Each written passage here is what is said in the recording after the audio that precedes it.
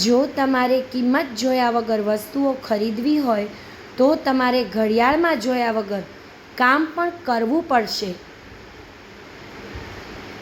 હે ઈશ્વર, મને બધાના સદ્ગુણો જ બતાવજે, કેમ કે બીજાની ખામી જોઈ શકું એવો સંપૂર્ણ તો હું પણ નથી.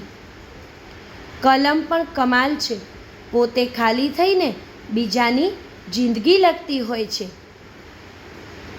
ચિંતા ઉધઈ જેવી હોય છે, જેના જીવનમાં ઘર કરી જાય ને એનો સર્વનાશ કરીને જ જંપે છે.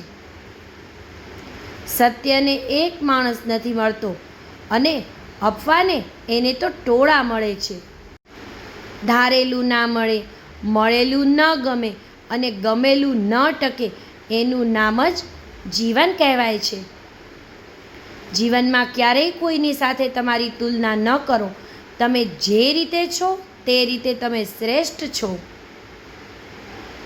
સારા વિચાર માનવીને સજ્જન બનાવે છે. સામે ઊભેલો પહાડ નહીં, પગરખામાં રહેલો કાંકરો સફરમાં થકવી નાખે છે. નસીબના ભરોસે બેસી રહેવું એ તો કાયરતાની નિશાની છે. જે પોતાના જ્ઞાનને આચરણમાં મૂકે છે ને તે જ ખરેખરનો બુદ્ધિમાન ગણાય છે. જ્યારે પોતાના દોષો દેખાવા લાગે ને ત્યારે સમજવું કે પ્રગતિની શરૂઆત થઈ ચૂકી છે.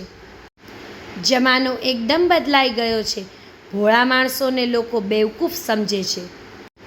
આ દુનિયામાં કોઈ કોઈનું નથી, યાદ રાખજો. બધા મતલબી છે. કામ હોય ને ત્યાં સુધી જ, પછી હું કોણ અને તું કોણ.